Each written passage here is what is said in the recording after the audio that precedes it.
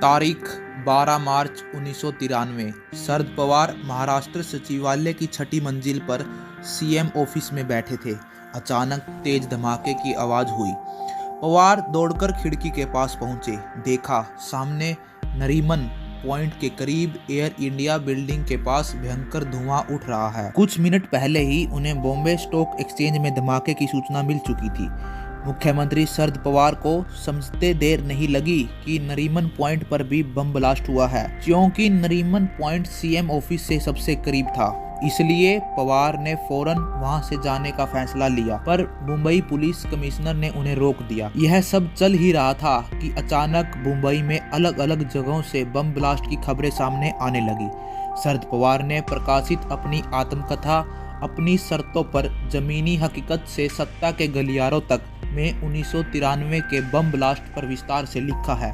बम धमाकों से महज 6 दिन पहले महाराष्ट्र के मुख्यमंत्री की कुर्सी संभालने वाले पवार लिखते हैं कि एक के बाद एक बम ब्लास्ट के बाद पता लगा कि धमाकों में आरडीएक्स का इस्तेमाल हुआ है। एनसीपी नेता पवार लिखते हैं कि आतंकवादियों ने मुंबई में धमाके के लिए 12 जगहों को बहुत सावधानी से चुना था।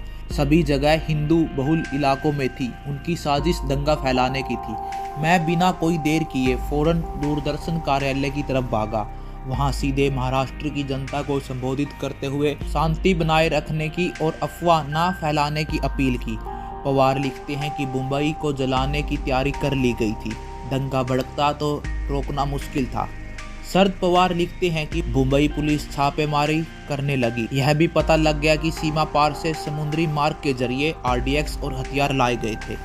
जहां हथियार रखे गए थे उनमें से एक जगह संजय दत्त का गैराज भी था। पता लगा कि वहां एक बंदूक को गलाने का प्रयास हुआ था। बम ब्लास्ट में संजय दत्त का नाम आने पर सब हैरान थे। उन दिनों सुनील दत्त और नरगिस का बड़ा नाम था। सुनील दत्त तो मुंबई से कांग्रेस के सांसद भी थे। पवार लिखते हैं कि सुनील दत्त की प्रतिष्ठा को देखते हुए मैंने उन्हें अपने कार्यालय में मिलने बुलाया और पुलिस की जांच की जानकारी दी। सुनील दत्त ने मुझसे कहा कि यदि मेरा बेटा राष्ट्र विरोधी गतिविधियों में लिप्त है तो मैं कानूनी काम में बाधा नहीं डालूंगा। आप अपना काम करिए, उसे दंडित कीजिए। उस वक्त संजय दत्त देश से बाहर थे। उनके पिता ने उनको फौरन वापस बुलाया। अप्रैल 1993 में मुंबई पुलिस ने संजय दत्त को हवाई अड्डे से ही गिरफ्तार कर लिया। पवार लिखते हैं कि कुछ दिन बाद सुनील दत्त दोबारा मेरे पास आए। उन्होंने मुझसे गुजारिश की कि क्या मैं उनके बेटे के केस में कुछ मदद कर सकता हूं, क्या थोड़ी ढील दे सकता हूं।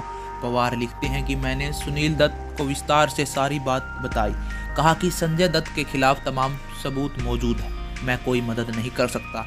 इसके बाद सुनील दत्त दुखी मन से मुंह लटकाकर मेरे कार्यालय से चले गए। मुझे अफसोस भी हुआ, लेकिन मैं कुछ कर नहीं सकता था।